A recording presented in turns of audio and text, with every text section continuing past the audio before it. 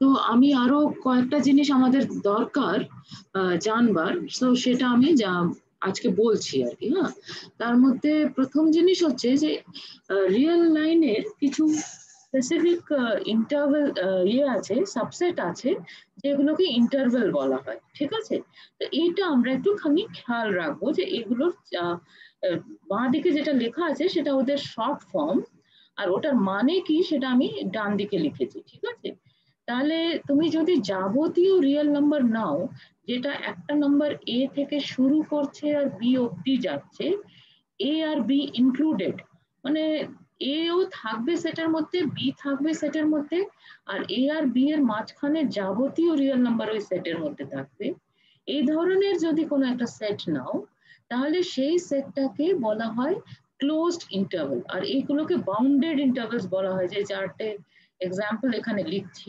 তোমাদের যদি ভাবতে সুবিধা হয় তাহলে এ কে কিছু একটা নাম্বার ভেবে নাও, ধরো 0.5, আর বিটা হচ্ছে 7.1 বা এরকম কিছু একটা।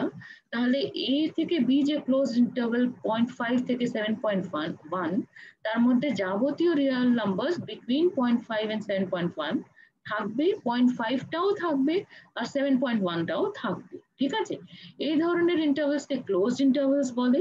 এবারে অনেক সময় সুবিধা হয় যে এই যে এ পয়েন্ট আর বি পয়েন্ট, এগুলোকে বলে end point of the interval. ঠিক আছে, এটা হচ্ছে তোমার লেফট এন্ড পয়েন্ট, আর বিটা হচ্ছে রাইট এন্ড পয়েন্ট। তাহলে এই দুটোকে আমি মাঝে মাঝে বাদ দিয়েও কাজ করতে পারি, তো মানে কাজ করার প্রয়োজনও হয়ে পড়ে আর কি। তো যদি তুমি দুটোকেই বাদ দিয়ে দাও, তাহলে যে ইন্টারভেলটা স্পেসিফিক একটা নাম দেওয়া হয় ওপেন ইন্টারভেল।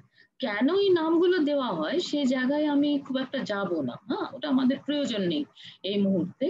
তো জাস্ট নামটা দেওয়া হয়, এটাই মেনে নাও আর কি। আর এটা ছাড়া দুটো ইন্টারভেল আছে, দু টাইপের বাউন্ডেড ইন্টারভেল। হ্যাঁ, খেয়াল করো, সবই বাউন্ডেড, কারণ সেটা একটা স্পেসিফিক নেম দিয়ে শুরু হচ্ছে, আর একটা স্পেসিফিক নেমে শেষ, স্পেসিফিক পয়েন্টে শেষ হচ্ছে। একটু তোমাদের আনফর্চুনেটলি হোল্ড করতে হবে, হ্যাঁ, মানে বাড়িতে। Okay, I am sorry for the interruption. তো যেটা বলছিলাম যে এই এন্ড পয়েন্ট গুলো যদি দুটোই বাদ দিয়ে দিই তাহলে সেটাকে ওপেন ইন্টারভেল বলে। আর এন্ড পয়েন্টের মধ্যে যে কোনো একটা যদি বাদ দিয়ে দাও, তাহলে ওটাকে তোমার ইচ্ছা মতন তুমি আইদার সেমি ওপেন অথবা সেমি ক্লোজ ইন্টারভেল বলতে পারো। তো এই জিনিসটা একটু খেয়াল রেখো, মানে এটা একটু ভুলে যাওয়ার চান্স থাকে আর কি। হ্যাঁ, দেখো, আইডিয়াটা হচ্ছে যেদিকে আমি থার্ড ব্র্যাকেট দিচ্ছি সেই দিকটা ইনক্লুডেড হচ্ছে, ওই পয়েন্টটা ইনক্লুড করছি। আর যেদিকে আমি ফার্স্ট ব্র্যাকেট দিচ্ছি সেই পয়েন্টটাকে আমি রাখছি না সেটের মধ্যে। এটা হচ্ছে general style of writing this. কিন্তু আনফর্চুনেটলি এই যে দেখো, স্পেসিফিক্যালি এই নোটেশনটা তো একটা প্লেনের পয়েন্ট হিসেবেও ভাবা যেতে পারে। মানে আমি তোমাকে যদি বলি ফার্স্ট ব্র্যাকেট, আমি যদি কোথাও লিখি ফার্স্ট ব্র্যাকেট 2 3, তাহলে আমি যদি কনটেক্সটটা না বলি তাহলে বোঝা খুব মুশকিল যে ফার্স্ট ব্র্যাকেট 2 3 যেটা বলা হলো সেটা তোমার একটা পয়েন্ট ইন দ্য প্লেন, নাকি এই ধরনের একটা subset of the real line. সেই জন্য আমাকে কনটেক্সটটা ক্লিয়ার করে বলতে হবে। এটা একটা নোটেশনাল বাজে জিনিস যেটা আমাদের মেনে নিতে হচ্ছে ম্যাথমেটিক্স এর মধ্যে, যে একই নোটেশনে দুটো একেবারে আলাদা জিনিস এক্সপ্রেস করা হয় আর কি। হ্যাঁ, তো এটা খেয়াল রেখো, আর ব্যবহার করতে করতে অভ্যাস হয়ে যাবে। ওকে, সো সিমিলারলি ওটা তো বাউন্ডেড ইন্টারভেলস হলো, মানে একটা পয়েন্ট থেকে শুরু হচ্ছে একটা পয়েন্টে শেষ হচ্ছে। এটা ছাড়া কিছু সাবসেট থাকে যেটা একটা পয়েন্ট থেকে শুরু হচ্ছে ধরো, কিন্তু তারপরে আমরা কোথাও একটা শেষ করতে চাইছি না, তারপর থেকে যাবতীয় রিয়েল নাম্বার নিতে চাইছি ধরো। হ্যাঁ, মানে আমি প্রথম যে সেটটা দেখতে পাচ্ছি স্ক্রিনের ওপরে সেই জিনিসটাকেই আমি ফোকাস করছি। তো সেইটা যদি সেরকম অবস্থা যদি হয় তাহলে সেটাকে আমরা এভাবে ডিনোট করছি। ঠিক আছে, তো এটার আমার এটা কেমন হচ্ছে দেখো, এই যে প্রথম এক্সাম্পলটা A2, এই সিম্বলটাকে ইনফিনিটি বলে। হ্যাঁ, so for this what you're doing is that you're just considering such a line, and on this line, your real line, suppose this point is a, ঠিক আছে? তাহলে এর পর থেকে যাবতীয় রিয়েল নাম্বার, মানে এই অংশটা তুমি পুরোটা ভাবতে চাইছো একসাথে, ইনক্লুসিভ অফ দিস পয়েন্ট এ। তাহলে সেই ক্ষেত্রে তুমি ওটাকে ডিনোট করছো অ্যাজ দিস সিম্বল। তো এর দিকটা থার্ড ব্র্যাকেট আছে, আর এর যে কন্টিনিউ করে যাচ্ছে সেটা বোঝানোর জন্য আমরা ইনফিনিটি সিম্বল হিসেবে ব্যবহার করব। ইনফিনিটির দিকটা কখনোই ক্লোজ হওয়ার প্রশ্নই উঠবে না। তার কারণ হচ্ছে যে infinity will not be considered as a real number. Alright, first of all, আর there is something called একটা এক্সটেন্ডেড রিয়েল নাম্বার সিস্টেম বলে একটা জিনিস আছে, তার মধ্যে ইনফিনিটি আর মাইনাস ইনফিনিটিকে নাম্বার হিসেবে ইনক্লুড করা হয়। কিন্তু যেহেতু আমাদের ওটা খুব একটা প্রয়োজন পড়বে না, সেই জন্যই আমরা ওটাকে কোর্সের মধ্যে ইনভলভ করব না। মানে আমাদের যে কোর্স চলছে তার মধ্যে যতদিন না দরকার পড়ছে আমরা ইনফিনিটিকে কখনোই, ইনফিনিটি অথবা মাইনাস ইনফিনিটিকে কখনোই নাম্বার হিসেবে ভাববো না। তাহলে এই প্রথমটা যেটা গেল সেটা আমার এটা ছিল, তাই না? তাহলে এ ইনক্লুসিভ এরকম একটা জিনিস, এই নাম্বারটাকে নিয়ে আমি করছি। সেকেন্ড যে সেটটা নিয়েছি, সেকেন্ড সেটে আমার লিখেছি ঠিক উল্টো দিকটা, যে আমি এ পয়েন্টটা নেব, এ পয়েন্ট নিয়ে এর থেকে ছোট যাবতীয় রিয়েল নাম্বারস গুলো ভাববো সব কটা। সেই জন্য ওটাকে ডিনোট করছি অ্যাজ মাইনাস ইনফিনিটি টু এ। ঠিক আছে? আবার করে লক্ষ্য করো যে মাইনাস ইনফিনিটি যে সিম্বলটা ব্যবহার করছি সেই দিকটা কিন্তু আমি ফার্স্ট ব্র্যাকেট ব্যবহার করছি, ওটা কখনোই আমার second bracket, sorry, third bracket হবে না। যেটা বললাম, কিছু কিছু সায়েন্টিফিক প্রবলেমে প্রয়োজন পড়ে যায় যখন এক্সটেন্ডেড রিয়েল নাম্বার সিস্টেম ব্যবহার করতে হয়, তাহলে সেখানে হয়তো ইনফিনিটি আর মাইনাস ইনফিনিটিকে নাম্বার হিসেবে ট্রিট করে ওটাকে ইনক্লুড করে নেওয়া হয়। তো সেটা খুবই কম তোমাদের দরকার পড়বে, কিন্তু বাই চান্স যদি দরকার পড়ে, তাতে একদমই এটা ভাববার দরকার নেই যে আমরা তো একরকম শিখে এসেছি এখানে আবার অন্যরকম বলছি, তা কিন্তু নয়। সেটাও আছে, আর তার সাথে আমরা যা শিখছি সেটা ক্ল্যাশও করে না। কিন্তু সেটা একটু দূরে চলে যাবে, তো সেই জন্য আমরা ওই জায়গাটা আলোচনা করছি না, অন্তত এই মুহূর্তে তো করছিই না।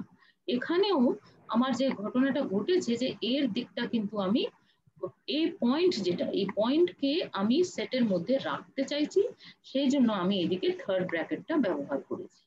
এবার অনেক সময় এই দুটোর, যেটা আগের স্লাইডেও বলেছিলাম যে পয়েন্টটাকে রাখবো না, এরকমও তো পরিস্থিতি কখনো কখনো হতে পারে। তো তার জন্য আমরা যে সিম্বল ব্যবহার করছি সেটা হচ্ছে এর দিকটাও ফার্স্ট ব্র্যাকেট নিয়ে নিচ্ছি। তাহলে এটা হচ্ছে যাবতীয় রিয়েল নাম্বার যারা এর থেকে বড় হবে। আর মাইনাস ইনফিনিটি টু এ যদি ভাবো, তাহলে এটা হচ্ছে দ্য ইন্টারভেল যেটা এ অবধি যাবে যাবতীয় রিয়েল নাম্বার, কিন্তু এ বাদ। ঠিক আছে? এই ধরনের সেট গুলো যেটা, সেটার একটা দিকটা বেঁধে দিয়েছো কিন্তু অন্য দিকটা তুমি কোনো বন্ধন রাখছো না, এটা ক্রমশ বাড়তে থাকছে বা এইদিকে ক্রমশ কমতে থাকছে, সেই জন্য এইগুলোকে বলে আনবাউন্ডেড ইন্টারভেল। তার আরো লজিক্যাল ম্যাথমেটিক্যাল এক্সপ্লেনেশন আছে, কিন্তু আমাদের এই ফার্স্ট কোর্সে প্রয়োজন নেই, সেজন্য আমরা যাচ্ছি না। আর আমরা আরেকটা কথা বলে নিই যে রিয়েল লাইনকে আমরা কিন্তু এই একটা সিম্বল দিয়ে ব্যবহার করব, যে first bracket minus infinity to infinity, এটা লেখা মানে পুরো রিয়েল লাইনটা বোঝাবে। তো সেটা দেখো, যুক্তিটা তো বোঝা যাচ্ছে, তাই না? মানে ইনফিনিটির দিকে ফার্স্ট ব্র্যাকেট রাখা মানে হচ্ছে সবকটা রিয়েল নাম্বার এগোতেই থাকছে, বাড়তেই থাকছে, মানে আমরা কোথাও থামছি না। মাইনাস ইনফিনিটি লিখে তার দিকে একটা ফার্স্ট ব্র্যাকেট শুরু হচ্ছে, এরকম লেখা মানে হচ্ছে যে যাবতীয় রিয়েল নাম্বার যারা কমতে থাকছে কিন্তু কখনোই আমরা থামছি না। So all numbers you are looking which are as small as you want. সো যখন তুমি দুদিকেই ফার্স্ট ব্র্যাকেট লিখে এরকম লিখলে, তাহলে তাতে মনে হতেই পারে যে যাবতীয়, মানে এটা লজিক্যালি একেবারে বসে যাচ্ছে যে you are looking at all numbers however large they are or however small they are. সুতরাং এই নোটেশনের মধ্যে কোনো লজিক্যাল গাফিলতি তো নেই। হ্যাঁ, তো আমরা এই জিনিসটাকে এটা আমি তোমরা এটা ভেবো না যে আমি শ্রুতির ওপরে পুরোটা ডিপেন্ড করতে বলছি। আমি আজকে এই চেষ্টা করব তোমাদের এটা পুরোটার একটা পিডিএফ ফাইলটা পাঠিয়ে দিতে, যাতে রেফার করতে তোমাদের সুবিধা হয়। ঠিক আছে, তাহলে আমরা শুরু করি যে যে ধরনের জিনিসকে নিয়ে আমরা স্টাডি করব সেইগুলোকে ফাংশনস বলবো। এবার ফাংশনের আরেকটা নাম দিয়ে তোমরা অলরেডি সেট থিওরিতে পড়েছো। সেট থিওরিতে কি পড়েছিলে যে ধরো একটা নন এমটি সেট এ দেওয়া আছে আর একটা নন এমটি সেট বি দেওয়া আছে, ঠিক আছে? তো তুমি জাস্ট একটা সেট এ, যে কোনো সেটে, ঠিক আছে, ওটা ওখানে কোনো বাধ্যবাধকতা ছিল না, সেখান থেকে আর একটা সেট তুমি নিচ্ছ capital B. I am sorry for this, বেশ নিটলি লিখছিলাম তারপরে। Okay, so from the set A to the set B, you have a mapping. এটার কনসেপ্ট আছে, তাই না? এই কনসেপ্টের মানে কি? এই কনসেপ্টের মানে হচ্ছে যে, আর এটার একটা সিম্বল দেওয়া হয়, যেহেতু আমি এফ এখানে ব্যবহার করে রেখেছি স্লাইডের উপরে, আমি এখানে কিছু একটা অন্য কিছু একটা লিখে দিই, ধরো এইচ, ঠিক আছে? এইচ কোলন করে তারপরে এ টু বি। এটার মানে কি? এটার মানে হচ্ছে যে আমি এর যে কোনো একটা এলিমেন্ট যদি ছোট হাতের এ নিই, তাহলে সেটার করেসপন্ডিং আমার এইচ এ, মানে একটা নিয়ম বলা হবে, সেই নিয়ম অনুযায়ী এইচ এটা ক্যাপিটাল বি এর একটা এলিমেন্ট হবে। এটাই হচ্ছে বেসিক আইডিয়া। তো এই জিনিসটা আমরা জেনারেল সেট থিওরিতে শিখেছিলাম। তো সেটা অবভিয়াসলি আমরা এখানে ওই রকম জেনারেল জায়গায় কিছুই করব না। আমরা করছি কি, যে আমরা একটা সাবসেট অফ আর নিচ্ছি, ঠিক আছে? D is a subset of R which is non empty. দেখো, যখনই ম্যাপিং ডিফাইন করবে তখন এই যে সেট এ লেখা হলো সেটাও নন এমটি হতে হবে, যে সেট বি লেখা হলো সেটাও নন এমটি হতে হবে। এমটি সেট হলে তাদের মধ্যে ম্যাপিং এর কোনো প্রশ্নই ওঠে না। সেই জন্য প্রথম কাজ করব যে একটা নন এমটি সাবসেট অফ আর নেব, তার উপরে আমি একটা যে কোনো ম্যাপিং নিয়ে নেব।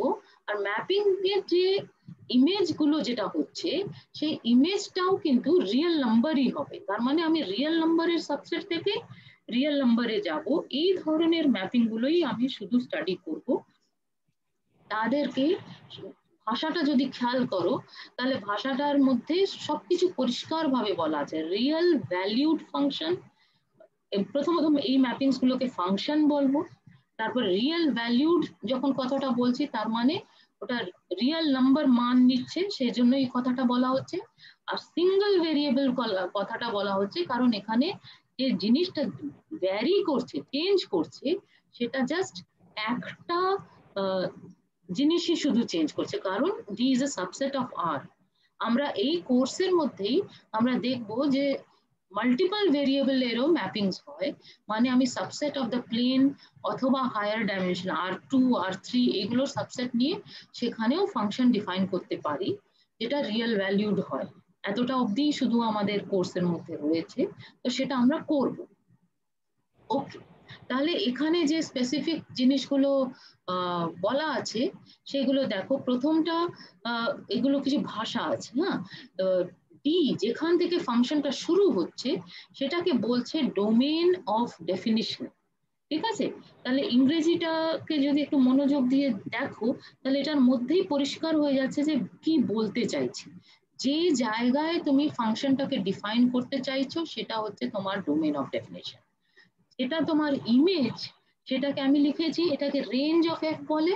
কিন্তু এটা ছাড়া এটার আরেকটা ভাষা আছে, সেটা হচ্ছে, যেটা আমরা অনেক বেশি ব্যবহার করি, রেঞ্জ ইনফ্যাক্ট একটু কমই ব্যবহার করা হয়, এটাকে আরেকটা কথা বলা হয়, সেটা হচ্ছে ইমেজ এফ, ঠিক আছে?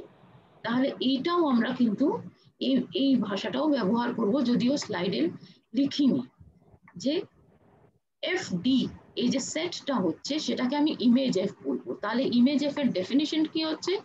Image F is equal to all F x, এই ধরনের পয়েন্ট এফ অফ এক্স, যেখানে আমার এক্সটা যে কোনো point in the domain of definition, ঠিক আছে? So this is my set image F বা রেঞ্জ এফ বা যাই বলো এটা, ঠিক আছে? অলরাইট। অ্যান্ড ফাইনালি যেটা এই জায়গায় আমার একটু বলার দরকার আছে, সেটা কিন্তু খুবই ক্রুশিয়াল, এটা আমরা মাঝে মাঝে ব্যবহার করব। কিরকম, যে ধরো তোমার একটা এরকম function f from D to R দেওয়া আছে, ঠিক আছে? এবার কোনো একটা অঙ্ক কষতে গিয়ে আমার পুরো ডি এর দিকে না তাকিয়ে তার একটা সাবসেটের দিকে তাকালেই হবে। হ্যাঁ, সাবসেটটা নন এমটি হতে হবে অবশ্যই। তাহলে সেক্ষেত্রে আমরা কি করি, যে ফাংশনটাকে এস এর উপরে ফোকাস করে দিই। এস এর উপরে ফোকাস করাটাকে ম্যাথমেটিক্যালি প্রেসাইজ ওয়েতে যেটা বলা হয়, সেটা আমি এখানে লিখেছি। কিন্তু জিনিসটার আইডিয়াটা তোমরা একটু মাথার মধ্যে ক্লিয়ার করে নিলে, that is sufficient for you people. কি ইউ পিপল বা এনি পিপল, মানে এটার মধ্যে দেখো খুব বেশি ফর্মাল হতে গেলে কি হয়, যে অনেক সময় আমরা অঙ্কের যে জিস্টটা সেটা ধরতে পারি না, সেই জন্য ফর্মালিটি ভীষণ জরুরি, রিগোরাসনেস জরুরি, কিন্তু সেটাই সবকিছু এরকম করে ভাবাটা ঠিক না, কিন্তু ইনটিউশনটা কিন্তু লাগাতে হবে। তো ওই রকমই একটা কথা এখানে বলতে চাইছি, যে আমার ডি দেওয়া আছে, এই ডি এর উপরে আমি ফাংশনটাকে স্টাডি না করে আমি একটা ওটার একটা নন এমটি সাবসেটে স্টাডি করতে চাইছি। তো কি করব, জাস্ট ওই নন এমটি সাবসেটের পয়েন্ট গুলো নেব, তার উপরে ফাংশন কেমন ভাবে বিহেভ করছে সেটাই শুধু তাকাবো। তো তার একটা নাম আমরা দিয়ে দিই, সেটাকে বলি রেস্ট্রিকশন। মানে বাধ্য করছি এফটাকে শুধু এস এর উপরে, মানে আমরা আমাদের দেখাটাকে বাধ্য করছি না, শুধু সেট এস এর উপরে। মানে আমি রেস্ট্রিক্ট করে নিচ্ছি আমার ফাংশনটাকে এস এর উপরে, এইভাবে আমি কথাটা বলতে চাইছি। So we are calling it a restriction of f to S. আর ডেফিনিশনটা তুমি যদি খেয়াল করো, তাহলে ডেফিনিশন অবভিয়াসলি যে কোনো পয়েন্ট এক্স ইন এস নিলে সেটার উপরে এই যে রেস্ট্রিকশনটা, সেটা মানটা কি নিচ্ছে, একই মান নিচ্ছে, ফাংশনের যে মান ছিল তাই নিচ্ছে। কিন্তু এবার ফাংশনের চেহারাটাকে আমরা এরকম একটা এফ তারপর একটা স্ল্যাশ দিয়ে তলায় এস এরকম করে লিখছি, ঠিক আছে? মানে টাইপিং এ খুব পরিষ্কার হয় না। যখন আমরা হাতে লিখি তখন এইরকম একটা লাইন টেনে দিয়ে ছোট করে এখানে একটা এস লিখে দিই, ঠিক আছে? এখানে মনে হচ্ছে এই এসটাও মানে এফ তারপরে বড় করে এস লেখা আছে, সেরকম না করে এটাকে সাবস্ক্রিপ্ট হিসেবে লেখা হয়। সো দিস ইজ জেনারেলি, তুমি যদি হ্যান্ডরাইটিং ব্যবহার করো তাহলে এইরকম একটা চেহারা হবে। তো এইটাকে restriction of the function বলে। So this is going to be useful for us. তো এই জিনিসগুলো সবই আবার বলছি যে তোমার কোনোটাই পুরোটা শ্রুতির উপরে নির্ভর করছে না। আমি জিনিসটার একটা ফাইল দেব, ওটাকে উল্টে পাল্টে আবার করে দেখবে, তাহলে জিনিসগুলো খেয়াল থাকবে। তাহলে আমরা আজকে কিছু এক্সাম্পল দেখি, ঠিক আছে? প্রথম এক্সাম্পল যেটা যেটা সবচেয়ে সহজ, সেটা হচ্ছে, আর এইভাবেই আমরা লিখবো, সেই জন্যই এটা আরো ইম্পর্টেন্ট, এটা আমি বলতে চাইছি। যে আমার দেখো লেখা আছে কি, যে fx is equal to x to the power n, একটা কমা দিয়েছি, for all x belonging to R, যেখানে n একটা পজিটিভ ইন্টিজার, ঠিক আছে?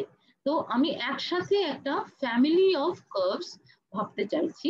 তো তোমার যদি সেটাতে আপত্তি থাকে, তুমি একাধিক নাম দিয়ে দিয়ে লিখতে পারো। ধরো আমি ফাংশনটা লিখলাম f1 ফাংশন। f1 ফাংশনটা কি, বা এটা যেটা লিখেছি আমি অ্যাকচুয়ালি তাই আগে লিখি, বুঝেছো? তো এখানে আমি যখন লিখেছি, তখন আমি মিন করতে চাইছি যে তোমার এই এফটা এইভাবে যে ভাষাটা লিখলাম, আগের স্লাইডেই আমি অন্যভাবে লিখেছি, করে আবার এরকম করে লিখে দিয়েছি। তো এটাই আমার কিন্তু চলবে, মানে this is also a very very standard way of writing a function. তো আমি যদি একদম কপি বুক আগের স্লাইডে যেরকম লিখেছিলাম সেরকম লিখতে চাই, তাহলে আমার কি করতে হবে, আমার একটা ডোমেন অফ ডেফিনিশন বলতে হবে। সেই ডোমেন অফ ডেফিনিশন এখান থেকে তুমি পড়তে পারছো, ফর অল এক্স, এই যে উল্টো এ লেখা আছে তার মানে হচ্ছে ফর অল। তাহলে for all x belonging to R তুমি কিছু একটা ডেফিনিশন দিচ্ছ, তার মানে ডোমেন অফ ডেফিনিশন হচ্ছে আর, সেখান থেকে ফাংশনটা শুরু হচ্ছে, আর মানগুলো নিচ্ছে আর এর উপরে, রেঞ্জটা কি হবে সেটা নির্ভর করবে ফাংশনের উপর।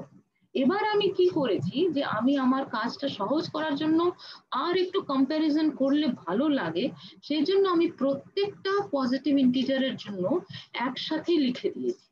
এটা বলছিলাম যে যদি প্রথম দিকে মানতে অসুবিধা লাগে তাহলে এটাকে ধরো f1 লেখো, তাহলে f1 মানে হচ্ছে f1 of x is equal to x ধরো। হ্যাঁ, তাহলে f1 is equal x is equal to x মানে কি, এটা যদি তুমি গ্রাফ আঁকতে যাও, গ্রাফ আঁকা সবাই জানো তো? গ্রাফ, হ্যাঁ অসুবিধা নেই তো? না। ওকে, তাহলে কি করতে হয়, জাস্ট এক্স কমা এফ এক্স পয়েন্টগুলো প্লট করতে হয়। তাহলে এখানে যে ছবিটা তোমাদের চোখের সামনে রয়েছে, সেখানে এই যে কালো রঙের লাইন যেটা দেখা যাচ্ছে, যে সেটা y is equal to x এর গ্রাফ হচ্ছে, তাই না? তাহলে f1 মানে হচ্ছে f1 x is equal to x। তাহলে একই রকমের সিম্বলস যদি ব্যবহার করো, আমি আর ধরে নিচ্ছি যে এটা তোমাদের বুঝতে অসুবিধা হবে না। তাহলে f2x টা কি, f2x টা হচ্ছে তোমার equal to x square, right? যে এক্সাম্পলটা আমরা দেখছি, আমি একটু মডিফাই করে নিলাম, আমি fx না লিখে সবকটাকে f1 f2 এরকম করে করে লিখতে চাইছি। মানে এই যে পাওয়ার অফ x যেটা হচ্ছে, সেটা একটা পজিটিভ ইন্টিজার হচ্ছে, রাইট? তো সেটা আমরা করছি। তাহলে f2x is equal to x squared যদি লিখি, তাহলে এই যে ছবিটা দেখতে পাচ্ছ তার মধ্যে যে নীল রঙের যে কার্ভটা গেছে, প্যারাবোলা হবে, এটা বুঝতে পারছো, y is equal to x squared is a parabola. আর সেটা ওই গ্রাফটা হচ্ছে যেটা চোখের সামনে দেখতে পাচ্ছ। এবারে তাহলে জিনিসটা কি দাঁড়াচ্ছে, যে সবকটার কিন্তু ডোমেন অফ ডেফিনিশন আর। এবার রেঞ্জ বা ইমেজ কি হচ্ছে, এই এক্সাম্পলে f1x is equal to x, এই এক্সাম্পলে তোমার ইমেজ এফটাও পুরো আর হয়ে যাচ্ছে, তাই না? কারণ প্রত্যেকটা রিয়েল নাম্বারের এক্স এর জন্য তুমি একটা রিয়েল নাম্বার এক্সই পাচ্ছ, so that f1x is equal to x। সুতরাং এটাতে আমার কোনো অসুবিধে হচ্ছে না, তাই না? f2x is equal to x squared, এই যে ফাংশনটা যদি ভাবো, তাহলে এটার কিন্তু ইমেজ এফ পুরো রিয়েল লাইন হবে না, কারণ তুমি যাই এক্স নাও না কেন তার স্কোয়ার করলে তোমার কিন্তু ওটা পজিটিভ বা অ্যাটলিস্ট নন নেগেটিভ নাম্বার হয়ে যাচ্ছে, মানে x square is always greater than equal to zero. সুতরাং এটার যদি তুমি রেঞ্জটা ভাবো, ইমেজটা ভাবো, তাহলে ইমেজ এফ টু কি হবে, ইমেজ এফ টু কিন্তু আর হবে না, ওটার একটা সাবসেট হবে, রাইট? কি সাবসেট হবে, যে নোটেশনটা আজকে আমরা ব্যবহার করলাম, এই আনবাউন্ডেড ইন্টারভেলটা হবে জিরো ইনক্লুসিভ, জিরো থেকে শুরু করে যাবতীয় রিয়েল নাম্বার। এটা হবে এফ টুর ক্ষেত্রে। এফ থ্রির ক্ষেত্রে কি হবে, আমি যদি আমার নোটেশনটা যেটা হাতে লিখছি সেটা মানতে থাকি, তাহলে আমার এফ থ্রি এক্সটা হচ্ছে ইকুয়াল টু এক্স কিউব। তাহলে এই প্রথমত ভাবো যে এই ফাংশনটা কেমন যাচ্ছে। f3x is equal to x cube হলে x যদি তোমার greater than equal to zero হয়, তাহলে x কিউবটাও greater than equal to zero হয়, আর x যদি লেস দেন জিরো হয়, তাহলে x কিউবটাও লেস দেন জিরো হবে, তাই না? একটা নাম্বার, নেগেটিভ নাম্বার, একটা এক্সাম্পল ধরো ভেবে নেওয়া যাক -3, তাহলে -3 কে আমি যদি কিউব করি, তাহলে কি হবে, -3 ইন্টু -3 ইন্টু -3 করতে হবে, তাহলে 3 বার যেহেতু মাইনাস আসছে, উত্তরটা আসছে -27 এই ক্ষেত্রে, তাই না? তাহলে নেগেটিভ নাম্বারকে তুমি যদি এই যে পাওয়ার আছে সেটা যদি অড হয়, তাহলে অড পাওয়ারে নিজের সাথে যদি গুণ করো তাহলে তুমি নেগেটিভ পাবে। শুধু তাই নয়, এই ক্ষেত্রেও মানে এই যে f3x is equal to x cube, এই ক্ষেত্রে এটা একটুখানি কি বলে থিওরামের ব্যাপার আছে, কিন্তু সে জায়গায় আমরা যাবো না, কিছুটা ইনটিউশন ব্যবহার করি এখানে, যে প্রত্যেকটা রিয়েল নাম্বারের জন্য একটা রিয়েল নাম্বার পাওয়া যায় ইউনিকলি, যার টু দি পাওয়ার 3 করলে সেটা পেয়ে যাবো, ঠিক আছে? মানে তোমার যদি রিয়েল নাম্বারটা 2 হয়, তাহলে 2 এর তুমি করেসপন্ডিং একটা রিয়েল নাম্বার পাবে, যেটা নোটেশনটাই হচ্ছে এরকম কিউব রুট অফ 2, ঠিক আছে? এটার মানে হচ্ছে this is equal to 2 to the power 1/3, এইরকম একটা নাম্বার পাওয়া যাবে। আর সেই নাম্বারটা মানে পাওয়া যাবে মানে কি, কমপ্লেক্স নাম্বারে তো সব কটাই পাওয়া যাবে, কিন্তু আমরা কমপ্লেক্স নাম্বার পড়ছি না। পাওয়া যাবে বা এসব কথা যখন বলবো তখন সবই আমরা রিয়েল লাইনে, ঠিক আছে? তাহলে কিউব রুটটা সবসময় পাওয়া যাবে, যেটা তোমার এই নাম্বারটাকে, যেটাকে নোটেশনটা এটা দিলাম, এটাকে 3 বার নিজের সাথে গুণ করলে তুমি 2 পেয়ে যাচ্ছ, ঠিক আছে? তাহলে এইটা কিন্তু সহজ ব্যাপার নয়, এটা আমাদের প্রমাণ করতে হয়। তো সেই প্রমাণটা আমরা করবো না, হ্যাঁ, আমরা মেনে নেবো যে এরকম ঘটে। তাহলে আমার যে ছবিটা তার মধ্যে দেখো যে একটু পার্পল রঙের, মানে আমি জানি না তোমরা অত রং ডিস্টিংগুইশ করতে পারছো কিনা, একটু ডিফিকাল্ট আর কি, কিন্তু যাই হোক, এই যে কার্ভটা যাচ্ছে, যেটাকে আমি এক্স কিউব দিয়ে ডিনোট করেছি, সেই কার্ভটা হচ্ছে তোমার এক্স কিউব। তাহলে এক্স কিউবের চেহারাটা যে এটা কি করে পাচ্ছি সেটা আমরা ধীরে ধীরে শিখবো, হ্যাঁ, যে মানে এক্স কিউব যে এক্স্যাক্টলি এরকম করে যে এরকম করে উঠে যাচ্ছে, এই ঘটনাটা কেন ঘটছে সেটার মধ্যে একটা অ্যান্টিসিমেট্রির ব্যাপার রয়েছে, সেটা থেকে আসে। আর এই কনকেভিটি কনভেক্সিটি এগুলো একটু আমরা আলোচনা করব, by the end of this course আমরা ধরতে পারবো। কারণ তোমাকে আমি যদি একটা অঙ্ক দিয়ে দিই, ধরো আমি বললাম যে f cube x is equal to x কিউবটা প্লট করো, তুমি কি করবে? তুমি যদি হাতে কলমে করো তো ম্যাক্সিমাম 10টা কি 20টা পয়েন্ট নেবে, 10টা কি 20টা মান নেবে এক্স এর, তার করসপন্ডিং এক্স কিউব গুলোকে লিখবে। মানে এরকম একটা আমরা কি করে ছোটবেলা থেকে আমরা এটা করতে অভ্যস্ত, মানে আমি এখানে এক্স লিখলাম, একটা টেবিলের মতন বানানোর চেষ্টা করলাম, ঠিক আছে? এক্স লিখে তলায় এক্স কিউব লিখলাম, ধরো আমি এক্স কিউবেরই গ্রাফ আঁকতে চাইছি, করে আমি বিভিন্ন এখানে মান দিতে থাকবো, তার করসপন্ডিং এক্স কিউবের মান নিলাম, কয়েকটা ধরো 10-15 খানা মান নিয়ে তারপরে সেগুলোকে জয়েন করে দিয়ে আমি পেলাম। এটা আমি হাতে কলমে করলে আমরা খুব বেশি পয়েন্ট নিতে পারবো না। এবার আমার যদি কোনো একটা কম্পিউটার প্রোগ্রামিং জানা থাকে, তাহলে সেটা দিয়ে আমি করলে আরো একটু বেশি পয়েন্ট নিতে পারবো, কিন্তু তাও তো আমি শুধু ফাইনাইটলি মেনি পয়েন্ট নিতে পারবো। আমি ধরো আমার খুবই অবস্থা খারাপ, আমি মাত্র 3টে পয়েন্ট নিতে পারছি, এটা 0 0 দিয়ে পাস করবে বুঝতে পারছি, -1 এ এটার মান -1 হবে, 1 এ মান 1 হবে, ঠিক আছে? এই 3টে জানি।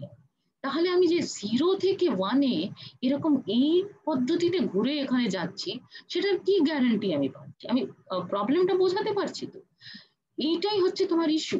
মানে আমি এই যে এখানে একটা তোমার কনভেক্সিটি আসছে অফ দ্য কার্ভ, সেটা কেন আসছে সেটা কিন্তু ডিফারেন্সিয়াল ক্যালকুলাস থেকে বোঝা যায়, সেটাই হচ্ছে ইস্যু। এই যে এক্স স্কোয়ার্ড এর এরকম এসেছে, এইদিকে ওটার থেকে এটা বেশি ফ্ল্যাটেন হয়ে গেছে এক্স কিউবটা, সেটা কেন হলো? এটার উত্তর আছে। মানে আমি তো এরকমও হতে পারতো কার্ভটা, কিন্তু সেই কার্ভটা যে এরকম হবে না সেটা আমরা ধীরে ধীরে শিখবো, এটাই আমি বলতে চাইছি, ঠিক আছে? আমি আর দুটো ড্র করেছি, একটা হচ্ছে এক্স টু দি পাওয়ার 4, তাহলে এক্স টু দি পাওয়ার 4 এও কিন্তু তোমার রেঞ্জটা এটা হয়ে যাবে, কারণ এক্স টু দি পাওয়ার 4টা আবার করে সবসময় গ্রেটার দেন ইকুয়াল টু 0 হবে। আর এক্স টু দি পাওয়ার 5 যেটা, সেটা তোমার কি হবে? সুমন পাল এখন এসছে দেখো ক্লাসে, এক্স টু দি পাওয়ার 5 কি হবে? সেটা তোমার এক্স কিউবের মতন দেখতে, কিন্তু তার থেকে বেশি ফ্ল্যাট হয়ে যাচ্ছে, দেখো এইরকম করে যাচ্ছে, করে ইট ইজ বিকামিং ফ্ল্যাটার। কিন্তু আবার 1 পয়েন্টটা যেই ক্রস করে গেলে, বা এখানে যখন -1 পয়েন্টটা ক্রস করে গেলে, তখন চেহারাটা কিন্তু উল্টে গেল। এখানে খেয়াল করো, এখানে এক্স কিউব থেকে তোমার এক্স টু দি পাওয়ার 5 এর মানগুলো কম, কিন্তু যেই মানে মডিউলাস যদি নাও, ঠিক আছে, এদিকে দেখাটা ইজিয়ার আর কি। আর কিন্তু 1 যেই ক্রস করে যাও তখন চেহারাটা উল্টে যায়। তো এই জিনিসগুলো জাস্ট ফাংশনটাকে লিখে স্টাডি করে তুমি বুঝতে পারো অ্যানালিটিক্যালি। যেমন একটা এক্সাম্পল আমি জাস্ট দিচ্ছি, যে তুমি যদি লেখো এই জাস্ট পজিটিভ দিকটা দেখো, হ্যাঁ, তাহলে 0 less than or equal to x less than or equal two 1 যদি ভাবো, তাহলে এই পুরো জিনিসটাকে তুমি যদি 1 দিয়ে গুণ করে দাও, নট 1, এক্স দিয়ে যদি গুণ করে দাও, তাহলে কি হবে? 0 less than or equal to x squared less than or equal to x হয়ে যাবে। তার মানে তুমি বুঝতে পারছো যে y is equal to x squared এর যে গ্রাফটা, সেটা y is equal to x এর গ্রাফের তলায় থাকবে 0 থেকে 1 এর রেঞ্জের মধ্যে। তুমি আরেক প্রস্থ এক্স দিয়ে যদি গুণ করো, তাহলে তুমি পাচ্ছ কি 0 less than or equal to x cube less than or equal to x squared, তাই না? আর এক্স স্কোয়ারটা sorry this is less than or equal to, হ্যাঁ, so less than or equal to x square, আর x স্কোয়ারটা already দেখেছো less than or equal to x, তার মানে এরকম জিনিস পাচ্ছ।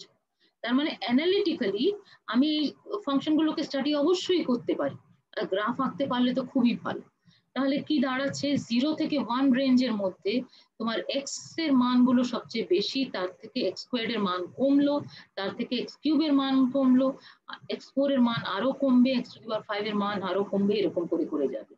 যখন 1টা পেরিয়ে যাবে তখন ঘটনাটা কিন্তু অন্যরকম ঘটতে শুরু করে দেবে। এই ধরনের জিনিসগুলো ঘটছে। তো this are very nice functions, এই ফাংশনস গুলো আমরা খেয়াল রাখবো। অলরাইট, সো নেক্সট আমরা দেখি আরো দু একটা এক্সাম্পল দেখার আগে এবার একটু ভাষাটা বলে দিই, হ্যাঁ। তাহলে x two the power N গুলো যে ফাংশন, সেইগুলোকে নিজের সাথে একটু মিলিয়ে টিলিয়ে লিখলে যে ফাংশন গুলো তৈরি হয় সেগুলোর বিশেষ নাম দেওয়া হয়। একটাকে বলা হয় পলিনমিয়াল ফাংশন, এগুলো মনে না রাখলেও চলবে, ঠিক আছে, মানে আসল অঙ্ক যখন করব সেখানে বলেও হবে। পলিনমিয়াল ফাংশন এই কারণে বলা হচ্ছে যে এটার চেহারাটা হচ্ছে পলিনমিয়াল, প্রত্যেকটা এক্স নিচ্ছ ডোমেনের মধ্যে করে, px মানে হচ্ছে a0 plus a1x plus a2x square etcetera, এই টাইপের কিছু একটা জিনিস till some an x two the power of n। মানে ধরো একটা এক্সাম্পল আমি লিখে দিই, হ্যাঁ, 3 প্লাস 7x প্লাস 15, এটা প্লাস, ঠিক আছে, প্লাস 15 এক্স কিউব বা কিছু একটা, ঠিক আছে। সো এই ধরনের যদি ফাংশন হয় সেগুলোকে পলিনমিয়াল ফাংশন বলে। তাহলে এই ফাংশনে কি হচ্ছে, তোমার a0টা 3 হচ্ছে, a1টা 7, a2টা 0 সেজন্য ওটা আর লেখা নেই, আর a3টা 15। তাহলে এই ধরনের যদি তোমার ধরো দিয়েছে তুমি ফাংশনটা প্লট করো y is equal two 3 plus 7x plus 15x cube, তাহলে এই ধরনের ফাংশনকে বলা হবে পলিনমিয়াল ফাংশন, ঠিক আছে। একটা পলিনমিয়াল ফাংশন যদি দেওয়া থাকে তাহলে তুমি ওই সরি দুটো পলিনমিয়াল ফাংশন যদি দেওয়া থাকে তাহলে ওটার মধ্যে যে কিউ ফাংশনটা সেটার কয়েকটা রুট থাকবে, রিয়েল রুট। তাহলে যে জায়গাগুলো রিয়েল রুট আছে, রুট মানে কি, যেখানে কিউ এক্সটা 0 হচ্ছে, সেই পয়েন্টগুলোকে তুমি যদি বাদ দিয়ে দাও তাহলে তুমি একটা নতুন ফাংশন তৈরি করে নিতে পারো px ডিভাইডেড বাই qx, সেই ধরনের ফাংশনকে বলে রেশনাল ফাংশন। এটা ছাড়া আর একটা ভালো ফাংশন আছে, তো আর একটু যদি ভালো লাগে একটা এক্সাম্পল লেখো, তো 2 plus 6x divided by 7 minus 12x, এই ধরনের যদি কোনো ফাংশন হয়, ধরো আমি fx is equal to এটা লিখলাম এই এক্সাম্পলটা, তাহলে এই ফাংশনটা কোথায় ডিফাইন্ড হবে, এটাকে তুমি আমি যদি বলি, প্রশ্ন হলো যে এটার ডোমেন অফ ডেফিনিশন কি হবে আমাকে জানাও, তাহলে তোমরা কি করবে, তোমরা এটার ডিনোমিনেটরটা দেখবে, ডিনোমিনেটরে 7 মাইনাস 12x লেখা আছে, তাহলে 7 মাইনাস 12x যদি 0 হয়ে যায় তাহলে সে জায়গায় ফাংশনটা ডিফাইন করতে পারবো না। তাহলে এটার যে ডোমেন অফ ডেফিনিশন হবে সেটা হবে যে আমাকে x is equal to 7/12 ওটা বাদ দিতে হবে, তাহলে এটা ডোমেন অফ ডেফিনিশনটা হয়ে যাবে যে এক্সাম্পলটা লিখলাম আমরা, তার জন্য আর থেকে আমাকে জাস্ট ঠিক বলছি তো 7/12 এই যে ফ্র্যাকশনটা এটাকে আমাকে বাদ দিয়ে দিতে হবে। এটা আমি যদি বাদ দিয়ে দিই তাহলে আমি যে সেটটা তৈরি হচ্ছে, মানে আর পুরো রিয়েল লাইন নিলাম, তার থেকে 7/12কে বাদ দিয়ে দিলাম, তাহলে যে সেটটা পড়ে রইলো তার উপরে এই ফাংশনটা কিন্তু ডিফাইন্ড হলো। এই ধরনের ফাংশনকে বলবো রেশনাল ফাংশন। এই ফাংশনটা কোথায় ডিফাইন করা যাবে, চাইলে পুরো রিয়েল লাইনের উপরেই ডিফাইন করা যাবে, ঠিক আছে। এটা ছাড়া মানে পলিনমিয়াল ফাংশন, রেশনাল ফাংশন ছাড়া যে আরেকটা টাইপের ফাংশন আছে সেটাকে সেটাও খুব আলাদা নাম দিয়ে দিচ্ছি, সেটা হচ্ছে কনস্ট্যান্ট ফাংশন। কনস্ট্যান্ট ফাংশন মানে কি, যে কোনো একটা জায়গায় একটা নির্ধারিত তুমি নাম্বার নিয়ে নাও, সি ফিক্স করে নাও, প্রত্যেকটা এক্স কে ওই সি তে পাঠিয়ে দাও, ঠিক আছে। সো ধরো fx is equal to 64 এরকম একটা ফাংশন ডিফাইন করছো, প্রত্যেকটা এক্স 64 এ ম্যাপ হচ্ছে। তাহলে আমাদের সময়টা প্রায় শেষ হয়ে গেছে, আমি আজকে থামি, আরো কি কন্টিনিউ করবো না থেমে যাবো এখানে?